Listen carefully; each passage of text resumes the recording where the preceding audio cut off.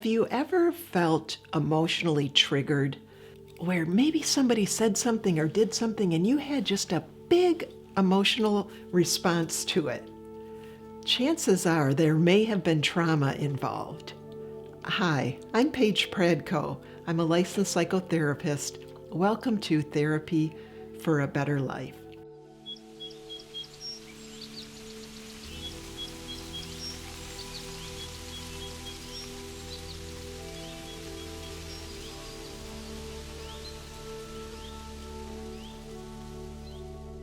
This is the first in a two-part series where I'm going to talk about emotional triggers and trauma.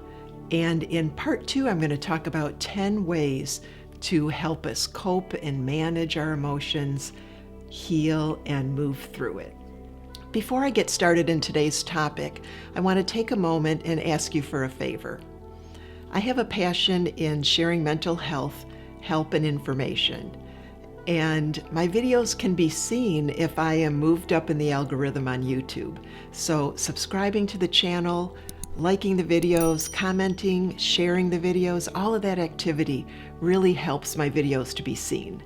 So I appreciate any help you can give me there. Now, on today's topic, we're talking about emotional triggers and past traumas and 10 ways on how to help ourselves move through, cope with those triggers, and heal. So first of all, what is this emotional reaction that we have? Now, Dr. Dan Siegel has coined a phrase called the window of tolerance. And the window of tolerance is this area that we're pretty comfortable with our emotional regulation. But something can happen and we can be triggered and we can go too high and have this really big reaction. It might be panic, it might be anger, but it's a big emotional reaction. It's uncomfortable for us. Or we can go too low outside of the window of tolerance. And too low means, wow, we're just really hit with something. And we might feel shame, we might feel depression, sadness, and we shut down. It's like we go numb and we shut down. So those are two extremes, but we can be emotionally triggered and have either reaction. Now, David Rico is a psychologist that really specializes in trauma, and he's identified 9 categories of triggers. And I was really intrigued by these categories because I can see that my clients also fall into these categories. And I wanted to review them so you could write them down, you could become a little bit more aware and try to identify what areas that you're triggered in. I know that I have a few myself that I'm triggered in. The number one he calls feeling self-conscious. For example, we might feel like we're alone when we're in a group. We might compare ourselves to others, but in some way we're feeling self-conscious. We might be feeling discounted. Somebody might say something that we feel was like a criticism or dissed us or dismissed us, ignored us in some way, rejected us. Number 3 is feeling controlled. Number 4, feeling taken advantage of. Number 5 is feeling vulnerable, like we're very exposed. Number 6, relationship experiences. We might feel lonely in a relationship. We could also feel smothered. Boundary concerns. That's in almost every relationship we have. There are boundary concerns there. Somebody crossing a boundary may trigger us. Also feeling uncomfortable about what's happening, just what's happening in general in a situation that can trigger you. And fearing what might happen.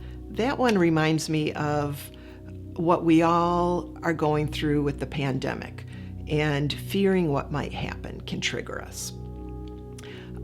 So sometimes one of these situations can happen. For example, feeling discounted or criticized. And we can have a big reaction to that. Now, when you're triggered and you have a big reaction, bigger than you think maybe it called for, and sometimes it takes time to look back at that and think, wow, I really did have a big reaction there, or that really hurt me. Chances are there is some trauma attached to it. Now, trauma could have been something in your past that happened one time, something that happened multiple times, or it could have been chronic in your past.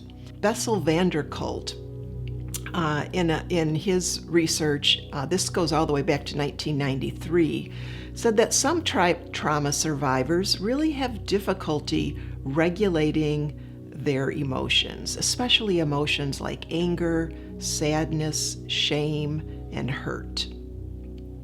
Now, what he discovered with his group is that more of this happens, this difficulty with regulating emotions, if the trauma happened when you were a child at a younger age.